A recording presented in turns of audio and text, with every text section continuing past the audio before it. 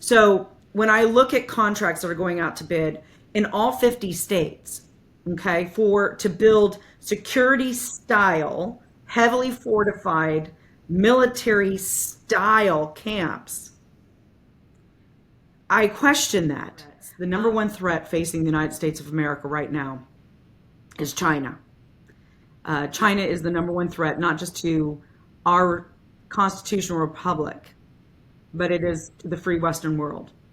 And we are gearing up for a military operation within the next year and a half against China. I've been confronted literally with guns in my face by cartel. We've encountered some of the worst of the worst. When I was on the Heal Our Land bus tour, I had people rush my bus with guns in Philadelphia. I have death threats against my life, and I have two bounties worth over $1 million on my head right now from the cartel, Sinaloa, because what I do. I firmly believe one of the biggest things the church did wrong and where we are today is when they decided to take from Caesar. Today, we are joined by Christie Hutcherson. She founded Women Fighting for America in 2020. Its goal, to be a frontline organization standing up for freedom and liberty across America and the world. She routinely conducts border missions, where she witnesses the horrors of cartels, child trafficking, sex trafficking, organ harvesting, and drug trafficking. During our conversation, Christie talks about China's plan to invade the U.S., future terrorist attacks, as well as giant military-sized processing centers that are being built in all 50 states. How did you get started into this work with the border? Like, what made you go from Christie Hutcherson, just normal American woman doing her thing, to I'm going to go down to the border all the time and start this organization? Yeah, that's a really great question. I'm asked that a lot, actually. If you would have asked me, if you would have asked my family and friends 5 years ago that this is what I would be doing, they all would have said, no way, there's no way. But the answer is really simple. We all have a higher calling and a higher power, I believe, for the most part, that shapes and molds us and that we follow. For me, right, wrong, or indifferent out there, I don't make any apologies. I'm a Christian. And I don't believe in religion. I'm going to be very clear about this. I think that this is really important. I don't believe in religion. What I do believe in is I believe in a personal relationship with my creator, my savior, right? And so I was quite frankly, I was doing a study in the backyard, and I got called to what I'm doing. I didn't know what it was going to look like at the time in 2020. It was in the spring of 2020, and I heard an audible. And quite frankly, I was told, I said, Christie, I called you in 93 and I called you in 2012. You denied me both times. Are you going to deny me a third? And it was very, very powerful. I am not built like most women. I'm not one of those mushy gushy women. I was raised a tomboy, hunting, fishing, hiking, biking, motocross, all those, horseback riding. I'm kind of a tough cookie. And so probably in today's day and age, they would have probably wanted to tell me I was a boy, right? But I'm really not. I'm such a feminine female. It's not funny. I love dressing up. I'm not a feminist, but I'm a conservative, moral valued woman who believes in the Constitution of this country. And when I was called out, it was interesting because I remember saying to the Lord, I said, I'm not equipped and I'm not qualified. And quite frankly, I'm a nobody. And I'll never forget, he whispered in my ear and he said, Christie, I'm calling the nobodies because the somebodies haven't been doing their job. That's very powerful. And I don't know who your listeners are. I don't know what age group they are. But I really want to talk to your calling because it's very important to listen to that voice. We are all gifted. We all have talents. We all have a calling for this time. And I finally said yes. I threw my hands up in the air and I said, I don't know what this is going to look like, but I'm all in. I had my previous life and my position, I was pretty comfortable. I wasn't handed anything. I grew up, my father was a construction worker. My mother was a bus driver. She worked odds and ends to help the family put food on the table. I come from a blue collar family. raised with very strong founded morals, right and wrong. There's no gray, black and white. My father and my mother worked very, very hard. Sometimes, unfortunately, uh, you know, finances didn't meet, and we had rough times. So I understand what it's like to have nothing, and I understand what it's like to have something. And I take that very seriously. I don't squander my gifts, my talents, or my treasures, which is my money. We built a very lucrative company, defense contracting.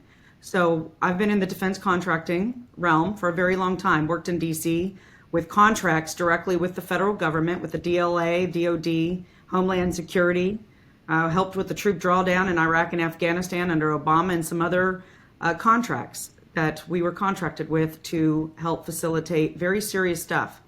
Our past company has won LEAP awards, was awarded from the Pentagon, Leon Panetta, under Obama. And so I come from a very unique lens and perspective of what's really going on in the country. So when I got to the border, as you're asking, when I went down to the border, this was 2 weeks into the Biden administration. A friend of mine called me up and she asked me to go to Yuma, actually. I had created an organization called Women Fighting for America. And this organization is not based on anything, no political affiliation, no Republican, Democrat, or Independent. It's about exposing corruption at all levels, no matter what side of the fence you're on. Because make no mistake, somebody who's been inside the belly of the beast in DC for as long as we have, there's corruption no matter what letter you decide to put in front of your name. And so this is about constitutional values. This is about Judeo-Christian values, about how our foundation of this nation was built, and the Constitution and this republic, not a democracy. I'm really getting tired of everybody, including our politicians, repeating a lie. Truth matters. Language matters.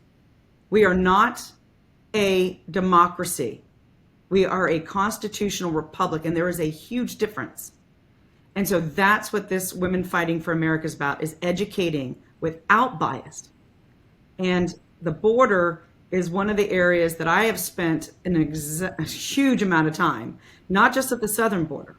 Me and my teams have very special skill sets. I'm not a reporter, make no mistake. When we go down, we do operations. We've been doing this since 2 weeks into the Biden administration, northern, southern, east, west coast border, and outside of the United States as well. I wanted to kind of touch on something you had mentioned in your answer. You made the distinction of saying that you're not religious, you follow your creator, Jesus, God. Do you feel like the church in this country has failed in some of these issues and they're not paying attention? At least in my experience, I kind of understand what you're saying about the distinction between religion and God. How do you feel like the church and Christians have failed in terms of making sure the government is accountable and doing the right thing? Well, that's a really good question as well. The church was created by man, not by God, not by Jesus. And men's hearts, unfortunately, there's evil and good in this world, right? So we can be corrupted. Even those men and women with the best of intentions can be swayed, right? I firmly believe one of the biggest things the church did wrong and where we are today is when they decided to take from Caesar. I remember the parable with Jesus when he was turning the tables over. He was very angry. This was not a meek, mild Jesus, by the way. He was very inflammatory. He was flipping things. I could imagine that scene, right? And it was a warning, I believe, to the church. When you go in bed with the devil, you allow the devil to creep in. And C3 status, there is no reason for a church to have and I know this is very unpopular and there's going to be all uproar, but when you Jesus was very clear, give to Caesar what belongs to Caesar, give to man what belongs to man, right? And give to God what belongs to God. So when you open up those floodgates, that opens up for corruption, that muddledness, right? There's no such thing as separation of church and state. That has been completely completely distorted of what the intent was, right? With the Johnson Amendment and all these things. And so I think the church needs to get back to the good old fashioned donations and pay your fair share and your taxes. There's plenty of money out there, and I think that you would do a lot more good. And you'd be able to speak truth from the pulpit. We have to speak truth from the pulpit. And nowhere, the founding fathers themselves based this country, whether you believe it or not, it's the facts. This is facts, historical fact. This country was founded on Judeo-Christian principles. And they had God in everything they do, including markings in the buildings that they created. And so there's no such thing as, what they didn't want was the government to infiltrate the church and guide the church on what they felt needed to be the narrative, right? Not the opposite way around. So I'm not religious. I don't believe in religion. I follow one thing only. I read the Bible. I understand that is the inspired word of God. I have a personal, direct relationship with my creator, and I'm sure other people out there have their own personal relationship with their creator, but I believe that there's one God, and that is my creator, and that's the relationship that I have. I don't need man to tell me or to confess. I go straight to my Lord and Savior, Jesus Christ. Makes sense to me. I couldn't agree more. I left the church a long time ago, and as a teenager, kind of the same answer you gave there. If the church is muddled, they get the tax-free status, and you don't even feel like you're around Christians anymore sometimes when you go to church. It's just milquetoast people. Anyway. No, it's really sad when I've been to over, 35, 40 states and all around the world traveling with my past life and what I do now. And I can tell you consistency, one of the things I hear from those who claim to be atheists and different, because I love to talk to people from all different walks of life, all different religions, Muslims, whatever it is. And one thing that's very clear that they always say, I find that people who are non-Christians are the most gracious, forgiving, and loving and giving. And that says something about the state of the church. And then we look at where we are today with the corruption, the 10 Commandments taken out of the schools, the church being silent since the 70s for over 50-something million little babies being slaughtered, right? So, you look at the condition, the heartbeat of the church, and it's been dying for a very long time because we don't have... And there's some really great pastors. I'm really good friends with some incredible pastors who right now are fighting for this nation and this country. The Black Robe Regiment is one of them. Pastor Leon Benjamin, oh my God, he's the leader of Black MAGA. And so they understand what's at risk, and they understand exactly what I'm talking about. So there's really great individuals. But then you've got corrupt pastors, right?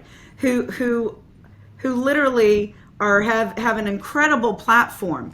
But they're selling their souls for personal profit and gain and wealth instead of doing right by them. I went to the border. I had a border event 2 years ago in February in McAllen, Texas. I invited the Joel Osteens of the world and some of these mega churches, and it had nothing to do with anything except for we go in and we uncover disgusting stuff like human trafficking and the exploitation of children who are being raped and murdered and stuff. So we were having this event, and I asked as Women Fighting for America, the church, to come down and pray, to lock arms.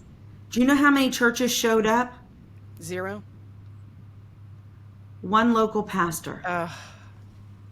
But you know what? I had General Flynn and Patrick Byrne and some incredible people show up at that border to pray, but the church. And so this isn't me condemning the church. This is me saying, as a brother and sister to brother and sister, you have a responsibility and a duty.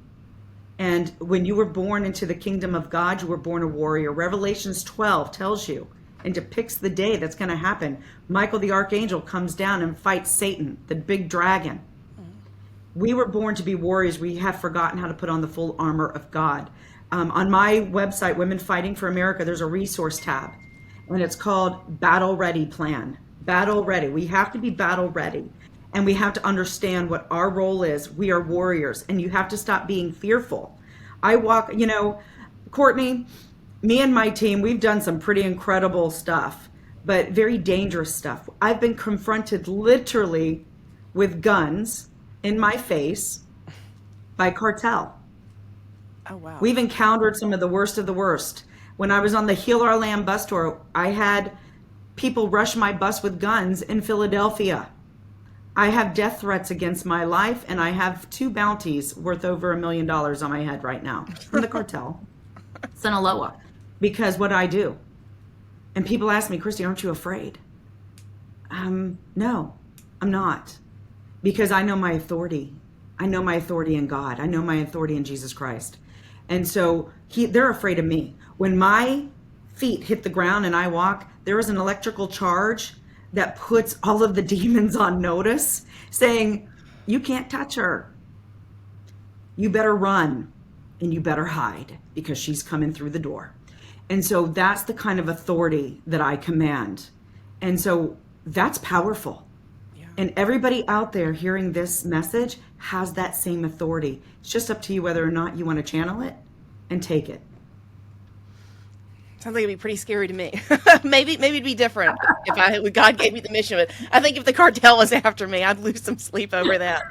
I want to touch on one more thing before we kind of get into the details of your work. You mentioned that you're not a feminist, but you said that you're aggressive and you go out there and you're rough and ready and you get the job done. I was just wondering, because in today's political environment we live in, it feels like the right has went a little bit anti-woman. I don't mean like the way the left criticizes the right, but they've kind of went to this, stay in the kitchen and bake cookies and don't leave and shut up. And we're kind of seeing some of this with J.D. Vance. He says some weird stuff about women. And I'm just wondering, being that probably it's mostly right wing that is interested in your work, have you ever encountered friction where they don't want to deal with a woman doing this type of aggressive work? Because I doubt there's many liberals or left-leaning people that really are into the border like this. So you're having to deal with mostly right-wing men. Is there any issues of that, or is it more just online stuff that's not really true about, women should be in the kitchen? Is that just kind of made up narrative that they act like the right is about? I believe firmly, again, we were created equal. We all have roles to play. I think it's a beautiful thing when you have a man and a woman, whether you're married or your colleagues or friends, there's this beautiful blending of how God created each gender, right? To have very specific traits. And no matter what we want to do and how we want to try to wash it or how many operations you do, you can't erase that because that's embedded in your DNA, period. That's it. I don't listen. I'm going to be honest with you. I don't pay attention to all of that stuff. And I think that there's a danger in that. We've got to stop listening to other voices, outside voices. I'm a strong woman. Some people like me, and quite frankly, Courtney, some people don't. I'm not everybody's cup of tea, and that's okay. In this movement that I'm in the freedom movement, and believe me, I've been at the highest levels in this movement, said we can't control her. We respect the heck out of her, and we love what she's doing. And I've had incredible things written up about me and negative things, but they say we can't control her. And so that's dangerous to them, right? No matter who it is, left or right wing. I don't really care because there's only two people I answer to. First and foremost is my creator. Secondly is my own inner voice.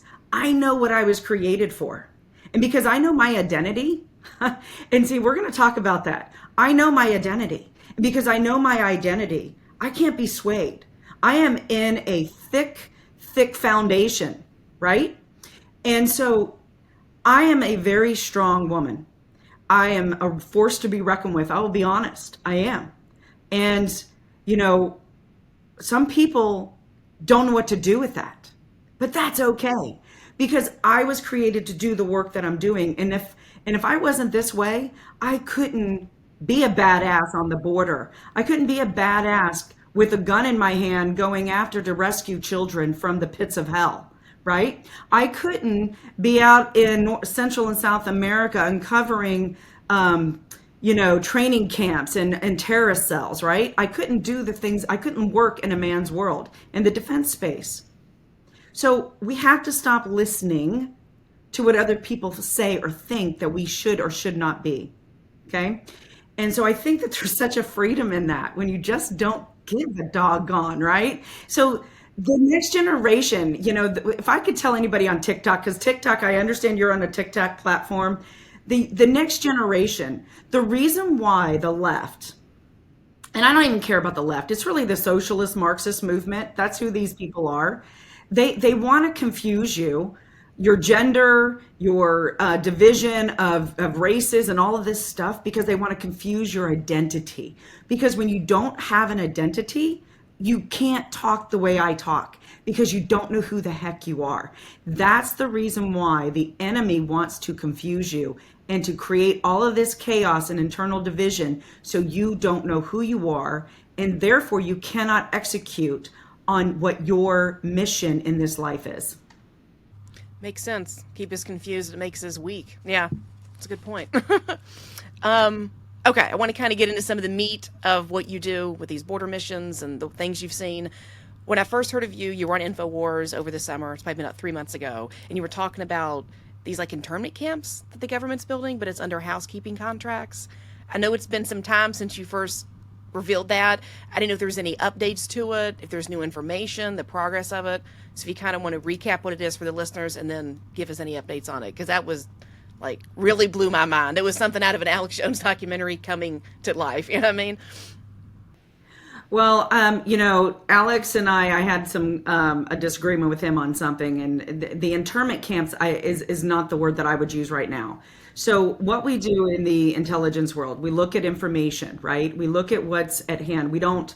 I'm not into making up stuff, right? I can only look at the facts that I have personally in front of me that I can verify and vet. So somebody who's worked in the defense space and still does, right? When you look at contracts that are put out to bids, RFPs, RFQs, IDIQs, whatever that looks like, okay? When you see something that's unusual, that hasn't taken place on such a large scale before, then you kind of start questioning stuff. I've personally been on the borders, right? I think it's almost been almost 2 years ago now. Me and my team are the ones who started uncovering all of these facilities and buildings and these big, huge military style camps that were being placed all along the border. And I'm very careful with my words because I don't want anybody to go out there and just assume something, right? But I sound the alarm because I believe that we are the American people are lazy. They just want to be fed stuff instead of doing some of their own due diligence, and we're not prepared, I believe. So when I look at contracts that are going out to bid in all 50 states, okay, to build security style, heavily fortified, military style camps, I question that. Because when you look at history, and I'm a steward of history, and I believe that everybody out there should be a good steward of history. History typically repeats itself. So when you look at Mao and Stalin and Hitler, their tactics, what they did, they set up internment camp style stuff right at the beginning, and they were for processing. They were used for a lot of different purposes, kind of sort of like what's being set up all over the country. And then they were turned into military barracks. Some of them were turned into unfortunate areas where the Jews were housed and then were gassed, right? So they were turned into prisons, so to speak. So these type of behaviors and these type of facilities can have dual purpose. And so it's an alarming fact that right now in all 50 states, the government is putting out for bid and for contracts. And by the way, some of these are already contracted and there and being built or already set up to expand. And you don't need to take my word for it. You can search this stuff out.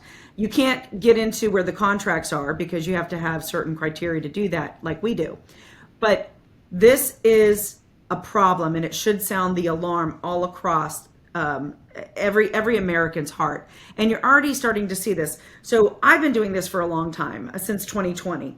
And when you travel the full southern border, over 2,000 plus miles, like me and my teams have, both on Mexico Central South America and in the United States, on the northern border, the East Coast border, the West Coast border, and by the way, we have an aerial border.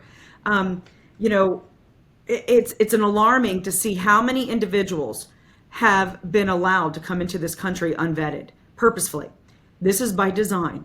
And we actually have proof that the Biden administration and team, this was premeditated prior to him even taking office, that this was already started to bring in and house young adult males, family units, UACs, to have these flights. It was all set up prior to him taking the oath of office. And again, we actually have documented proof of this.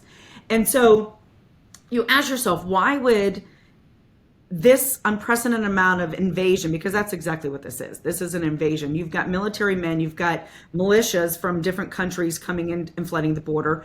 We have known terrorists coming into the border at numbers that we actually have never seen before. We have no way to know exactly truly how many have crossed the northern border, which is so porous that we do not even have the camera systems and everything to vet this. The Venezuelan gangs, the cartel members, the Chinese nationals. I mean, I could sit here and go on and on and on. We've been sounding the alarm, Women Fighting for America, since 2020. Think about that. This is how long we've been talking about this and exposing this. I've gone live at the border showing this, with nobody doing anything about it. By the way, both Republicans and Democrats. And so I believe this is part of a larger scale plan, and it's part of, and it goes back to the internment camps or whatever you want to call them. All of this is part of the great spider web. That's what I call it. And this has been going on for decades, by the way. I could sit there and go back to 1912 and show you where and how we got to where we are today. Where you said that you would only have access to look up the bids, the requests for proposals for the buildings, because you have to have certain criteria. But what would the average person be able to see to know this is true? Because sometimes I hear things, or you watch people, and it's always like, well, I have the information, but you can't see it. So someone who's questioning this, where would they be able to see something that validates what you're saying? Just get on the search. You got to search several different ways, because we have Google and some other high techs who love to have disinformation. Even Chat GPT does that. So you just need to say, search how many facilities, processing facilities for migrants. You got to use keywords, right? Are set up throughout the United States. What organizations are utilizing these migrant facilities? So you can start searching these type of words, and you'll find one little area, and then you'll be able to follow that and chase it down that way. That's the best way to do it. You can kind of search federal contracts. It'll pop up, but you're not going to be able to get in and click and see the actual proposals and stuff. But search federal contracts for security facilities, right? In your state or across there's different ways that you can do this. Okay, because sometimes, Google, it doesn't want to show you the stuff you want to see, and I've tried to look up stuff. I've seen it. I was it's doing not there. something. Yeah, Courtney, it was interesting. I got into a fight with one of these chat bots. It was hilarious, though, this AI.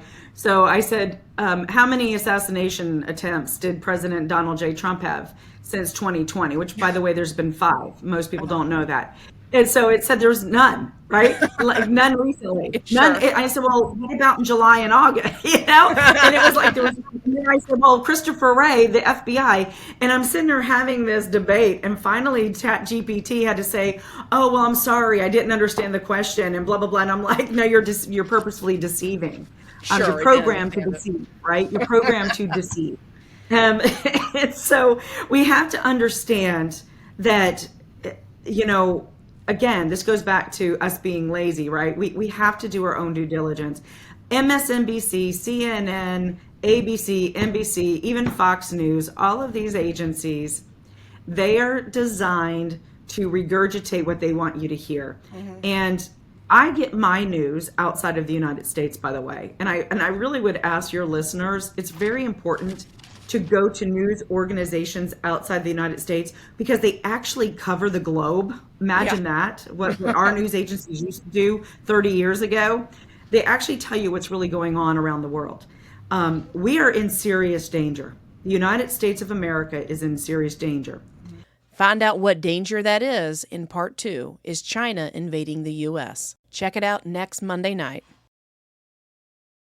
Now that you know where we've been, find out where we're going. Tune in to Ladies Love Politics, where you can stay informed without going insane.